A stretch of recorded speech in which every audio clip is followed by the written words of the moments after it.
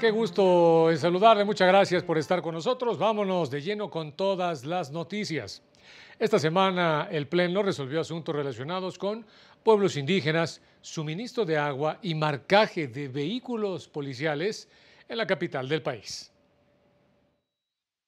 Esta semana el Pleno de la Corte se pronunció nuevamente por la validez de disposiciones sobre los símbolos que identifican a los vehículos policiales de la Ciudad de México.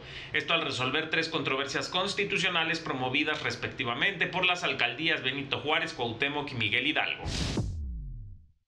Al imponer un balizamiento homologado en todos los vehículos utilizados para llevar a cabo labores de seguridad, aún en las propias alcaldías, no irrumpe en la esfera competencial prevista en la Constitución Federal en favor del promovente de la controversia, en la medida en que no se advierte que dicho órgano de gobierno goce de una autonomía administrativa y de gestión en materia de seguridad ciudadana.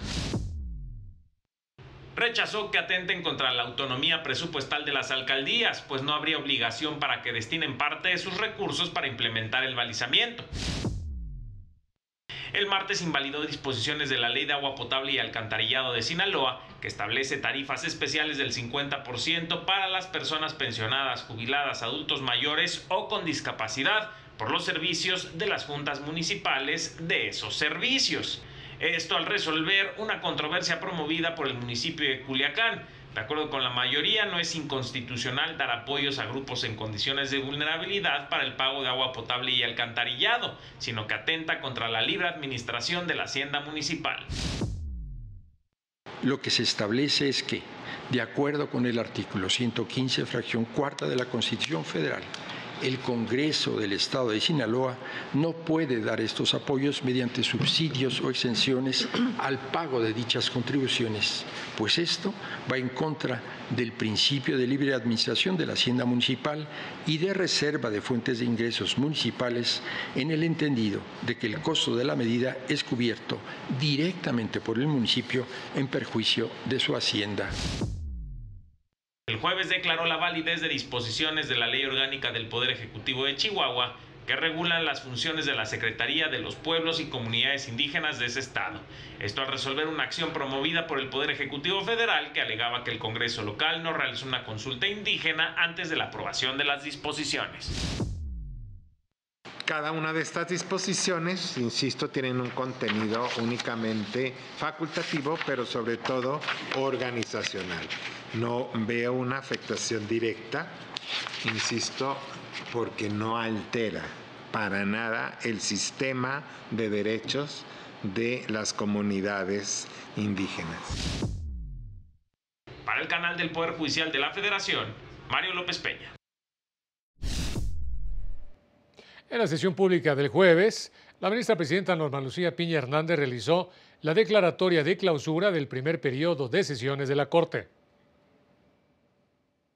Esta Suprema Corte de Justicia de la Nación declara hoy, con efectos a partir de las 24 horas del lunes 15 de julio de 2024, clausurado el primer periodo de sesiones correspondiente al año en curso. El segundo periodo de sesiones de la Corte iniciará el jueves 1 de agosto próximo. Las ministras Loretta Ortiz Half y Lenia Batres Guadarrama atenderán los asuntos urgentes que se presenten durante el periodo de receso.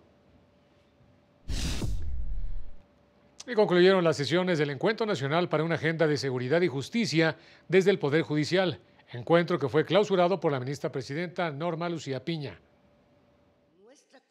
La ministra presidenta de la Suprema Corte de Justicia y del Consejo de la Judicatura Federal, Norma Lucía Piña Hernández, llamó al presidente Andrés Manuel López Obrador y a la virtual presidenta electa Claudia Sheinbaum a unirse a un diálogo plural, pues dijo, la iniciativa de reforma al Poder Judicial no aborda el problema de raíz y subrayó que debe basarse en un diagnóstico con información objetiva y real. Para invitar tanto al presidente López Obrador como a la virtual presidenta, la doctora Claudia Sheinbaum, a sumarse a este diálogo plural y a que nos abran la puerta para que podamos compartirles los hallazgos de este encuentro nacional y analizar así cómo afecta la reforma, no solo el futuro de la justicia, sino de todo nuestro país.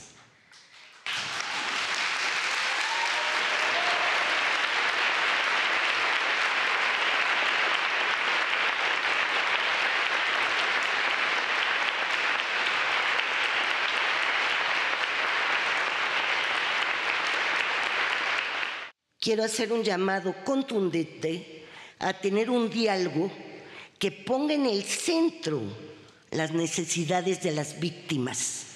Un diálogo que se centre en las necesidades de las y los usuarios del sistema de justicia. En la ceremonia de cierre del Encuentro Nacional para una Agenda de Seguridad y Justicia ante representantes del Poder Legislativo Federal, organismos internacionales, de cuerpos diplomáticos y ciudadanía, la ministra presidenta reconoció que la justicia está lejos de las personas. La mayor parte de los conflictos se resuelven fuera de las instancias del Estado y el costo inhibe el acceso a la justicia. Aprovechemos este ejercicio que es inédito, no solo para México, sino a nivel internacional. Aceptemos que la mejor herramienta que tenemos es un diálogo honesto, donde si podemos ponernos de acuerdo, podremos después de la reforma el camino que sea el más apto para buscar la justicia y que esta no sea una pesadilla. Los legisladores tienen esta oportunidad histórica. Aseguró que tomar decisiones rápidas pone en riesgo la adecuada solución de los problemas. Lo peor que podríamos hacer es acelerar un diagnóstico o bien hacer pensar que la solución está en remover a quienes estamos enfrentando este reto como parte de un sistema, pero no es el sistema en su conjunto. No podemos caer en la salida fácil, no podemos empezar de cero. El contexto tan complejo que vive nuestro país no permite la improvisación.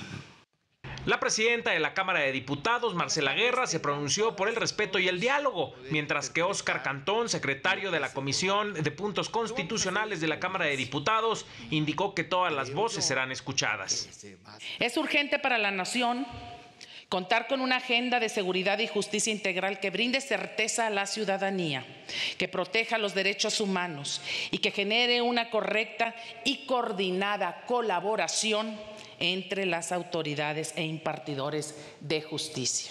Hay cosas que están fuera de sentido. El creer que vamos a desperdiciar un trabajo de una formación de muchos de los jueces, de los magistrados, de los ministros, por caprichos políticos. La directora de la Facultad de Derecho de la UNAM, Sonia Venegas, destacó que la reforma debe preservar la carrera judicial. Deberán demostrarse previamente las aptitudes y cualidades que se requieren para llevar a cabo esta función tan trascendente. El Encuentro Nacional para una Agenda de Seguridad y Justicia implicó un ejercicio de escucha a la ciudadanía a lo largo del territorio nacional por más de 5 meses. En 14 sesiones de cercanía se reunió información y propuestas concretas que serán presentadas al Ejecutivo, así como a las legislaturas salientes y entrantes, para abonar al proceso de dictaminación, discusión y, en su caso, aprobación de una reforma. La información de los encuentros está disponible en el sitio web de la Suprema Corte. Para el canal del Poder Judicial de la Federación, Mario López Peña. Durante la conclusión del encuentro, integrantes de la sociedad civil externaron qué es lo que se requiere para fortalecer al sistema de seguridad y justicia. Cerca de 600 personas de la Ciudad de México, Morelos y Guerrero participaron en la última sesión del Encuentro Nacional para una Agenda de Seguridad y Justicia, al que convocó la ministra presidenta Norma Lucía Piña Hernández. En el Centro Cultural Tlatelolco se instalaron 40 mesas de trabajo en las que operadores del sistema de seguridad y justicia, académicos, legisladores, integrantes de la sociedad civil y de barras de abogados detectaron los principales problemas que hay en materia de seguridad y justicia. Pues la expectativa de tener una puerta más abierta al diálogo para poner la violencia vicaria sobre la mesa y con ello buscar el acceso a la justicia de miles de madres que conformamos la asociación civil. La falta de capacitación y la intromisión al Poder Judicial fueron los problemas prioritarios que se detectaron en las mesas de trabajo. Salieron dos con particular virulencia. El primero fue la interferencia de otros poderes en la independencia de las personas juzgadoras, de las y los jueces. Y también salió otro tema muy importante, que es el exceso de carga de trabajo que impide justamente paliar el rezago judicial. La falta de capacitación y especialización en los diferentes sectores, ¿no? No solamente hablar como de las instituciones, sino de los operadores del mismo sistema. ¿El otro problema? El otro problema que encontramos es la misoginia en el acceso a la justicia, el poder hablar de perspectiva de género.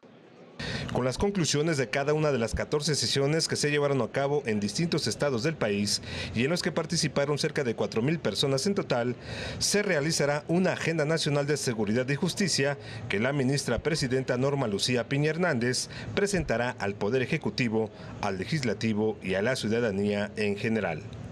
Para el canal del Poder Judicial de la Federación, Juan Carlos González.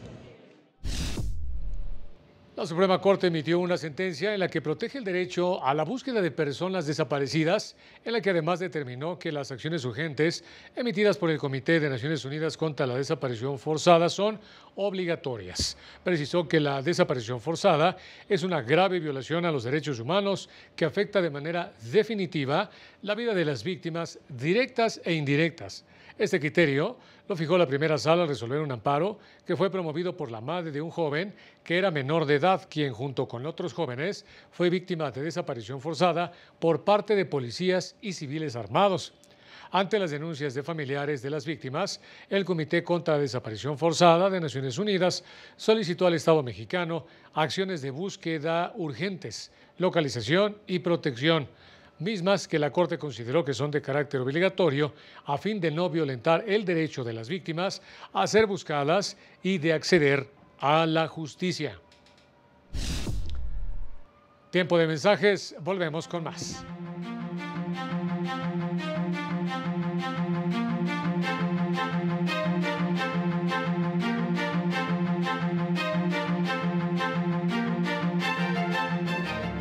Al regresar, toda reforma al sistema de justicia debe centrarse principalmente en las fiscalías.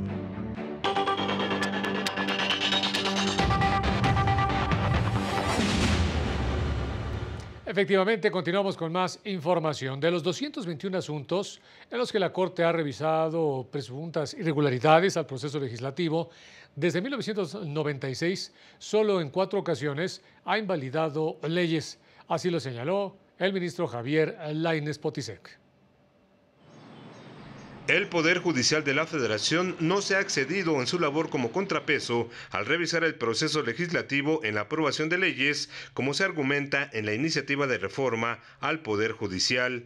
Así lo señaló el ministro Javier Lainez Potisek al participar en el 4º foro de los diálogos nacionales sobre la reforma constitucional al Poder Judicial que se realizó en Tuxtla Gutiérrez, Chiapas.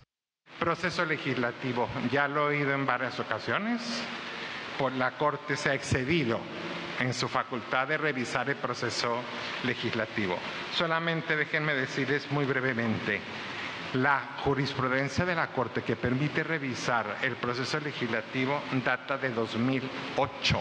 Fue la primera y fue expedida precisamente por los grupos minoritarios que no eran escuchados en los parlamentos. No cualquier vicio en el procedimiento legislativo es invalidante. Solo 3 votaciones, publicidad y por favor que escuchen que el proceso no esconda a las minorías una iniciativa o una dictaminación.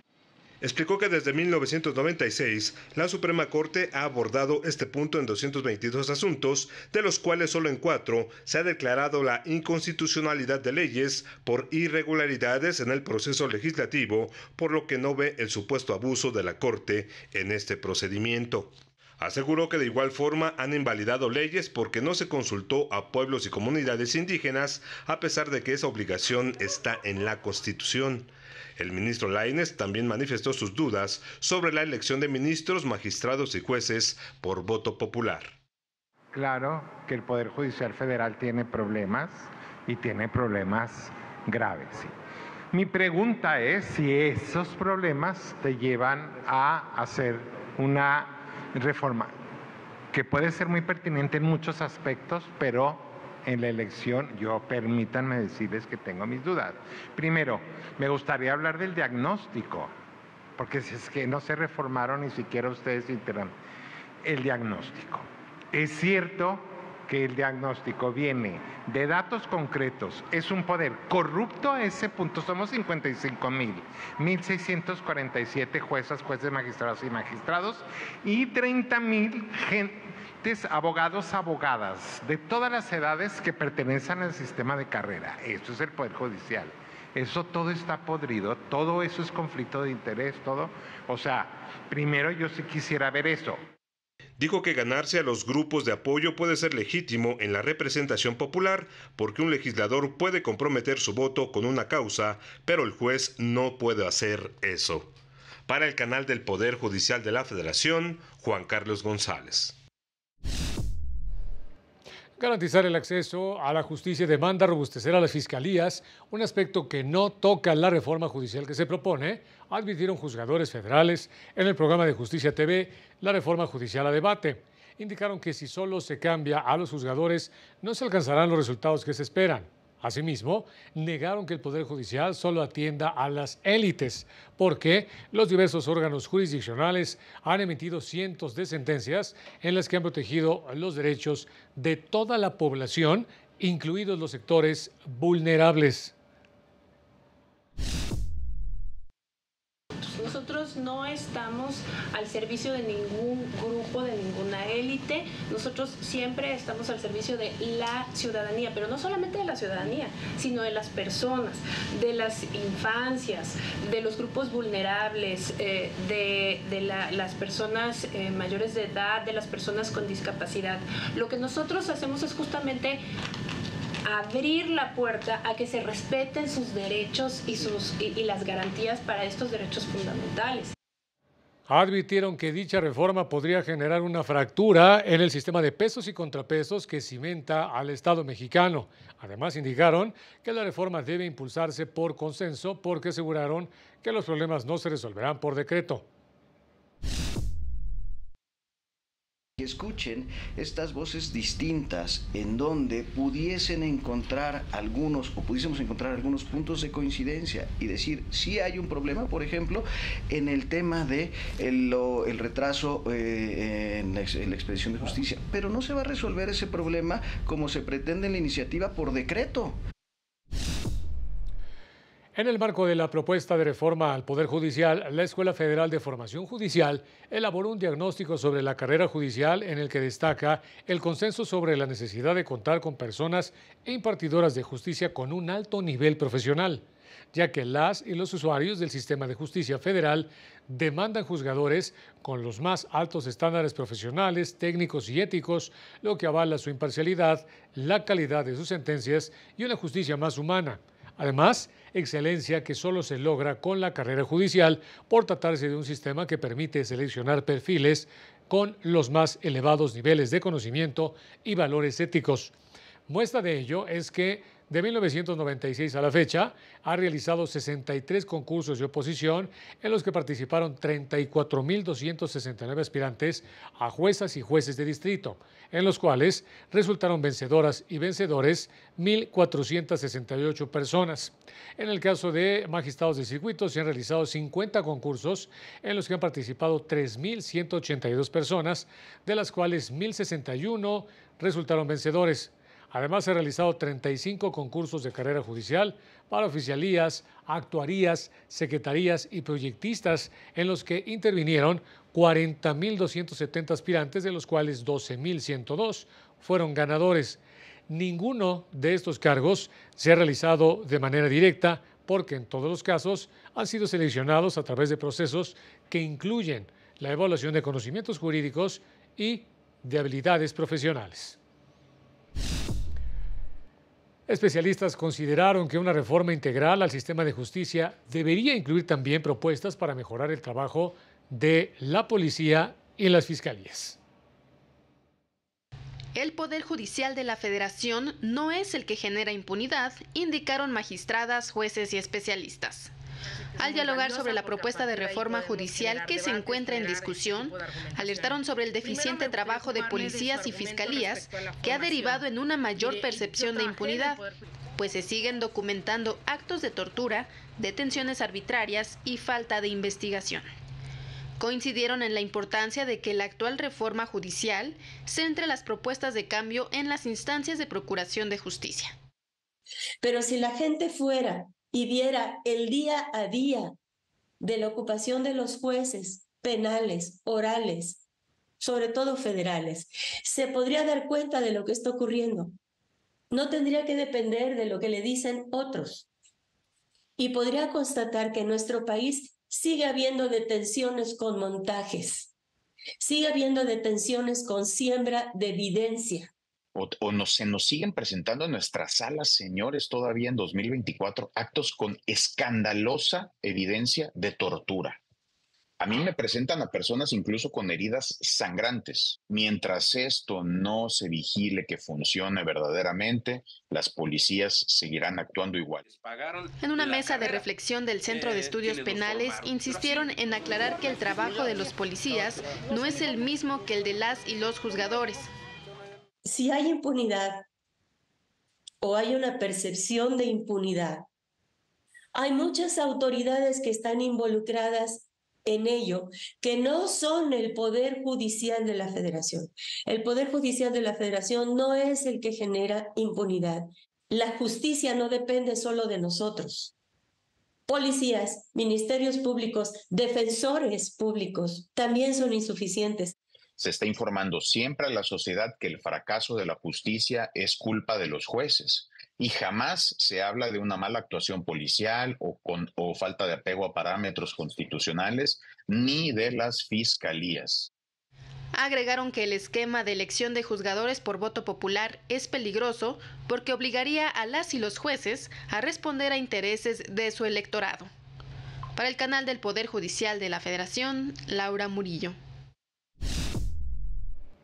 La ministra Loretta Ortiz Alf llamó a considerar el desarrollo de la inteligencia artificial para la justicia con una perspectiva de derechos humanos.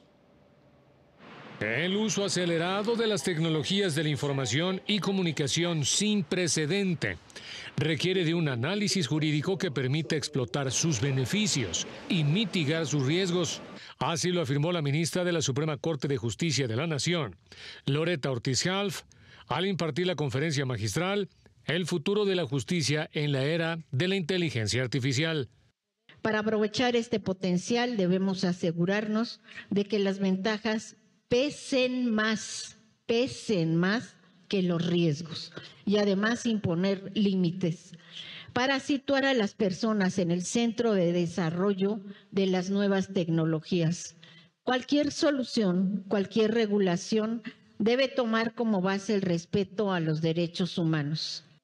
La ministra informó que en el ámbito judicial existen países que utilizan la inteligencia artificial, como Singapur, Arabia Saudita y Corea, donde ésta puede desechar los asuntos que no serán analizados en esas cortes de justicia. Es muy útil, pero si lo utilizamos sin racionalidad, corremos un gran riesgo como personas. ¿Cuál es el riesgo? Que dejemos de reflexionar. Ortiz Alf advirtió que si la inteligencia artificial no se gestiona con un enfoque de derechos humanos y a favor de las personas, podrá conducirnos a resultados adversos, por lo que tenemos que estar preparados para adaptarnos. La segunda sala determinó que si bien las trabajadoras de confianza carecen de estabilidad en el empleo, lo cierto es que el artículo 123 constitucional hace una excepción a esta regla dirigida a las mujeres embarazadas, sin distinguir entre nombramientos de base y de confianza. Por ello concedió la protección de la justicia a una trabajadora de confianza que fue despedida con motivo de su embarazo, con el fin de que fuera reincorporada al empleo y se le pagaran los salarios caídos. Si bien las dos instancias previas habían reconocido el despido injustificado de esta trabajadora, no le otorgaron la reinstalación en el empleo. La sala estimó que interpretaron de manera limitativa la protección a la maternidad y restringieron los derechos laborales de la mujer, quien advirtió en su demanda que no se juzgó con perspectiva de género. En el semanario judicial se publicaron 29 criterios de distintos órganos jurisdiccionales. En esta ocasión no se publicaron tesis de la Suprema Corte. De plenos regionales se difundieron 3 jurisprudencias sobre temas relacionados con aportaciones de cesantía en edad avanzada y vejez. Las personas mayores de 25 años, descendientes de una persona trabajadora fallecida que la solicita, debe exhibir con su demanda la constancia de otorgamiento o negativa de pensión expedida por el Seguro Social. Una más sobre competencia por razón de vía y fuero y una sobre separación de autos en amparos indirectos. De tribunales colegiados se publicaron 26 criterios, 2 jurisprudencias y 24 tesis aisladas sobre temas relacionados con el abandono injustificado del domicilio conyugal, acción de nulidad de divorcio administrativo, alerta migratoria con efectos privativos y alimentos retroactivos. Tiempo de mensajes, regresamos con más.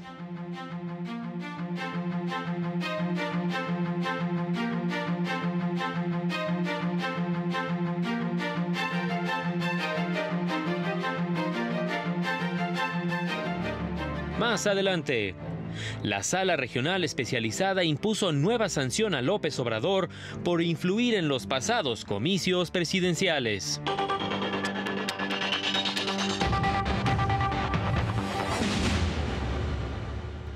Muchas gracias por continuar con nosotros en este último bloque. Vámonos con más información.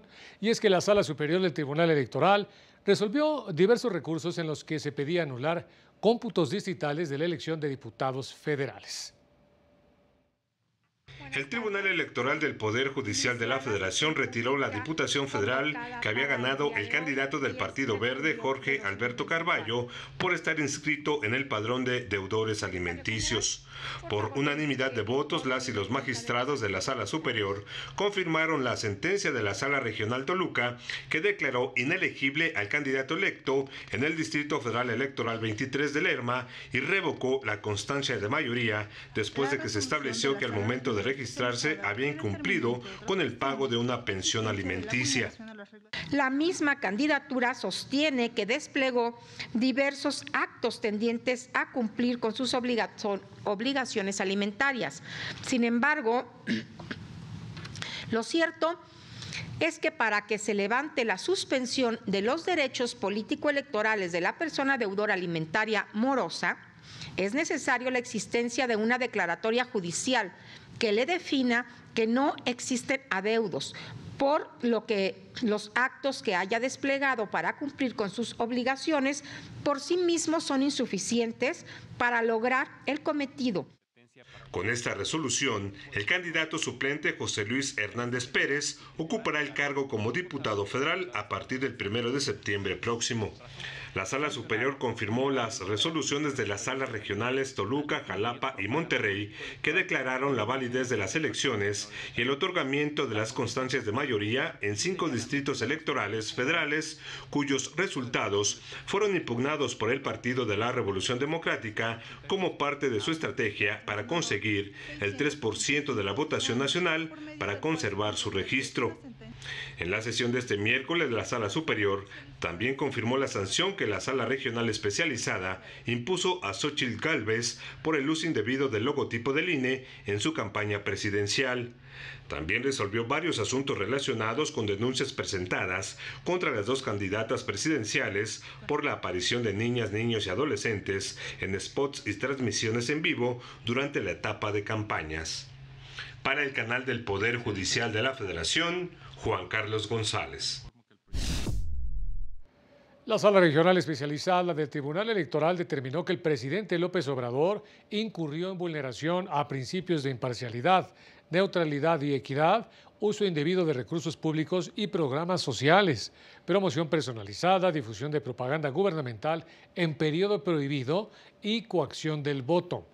Lo anterior debido a las manifestaciones realizadas en las conferencias del 9 y 11 de mayo de 2023, en las que se refirió al Plan C y a la continuidad de su movimiento de transformación.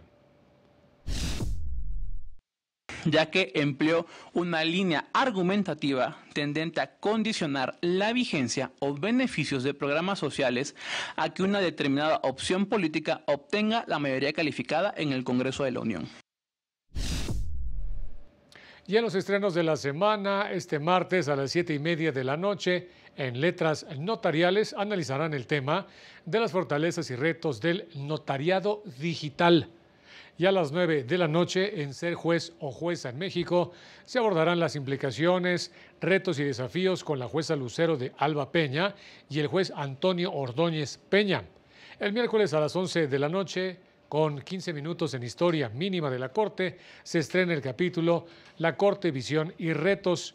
El jueves a las 9 de la noche, en Juego de la Corte, con la revista Nexos, tratarán el tema de las cuentas pendientes de prisión preventiva oficiosa.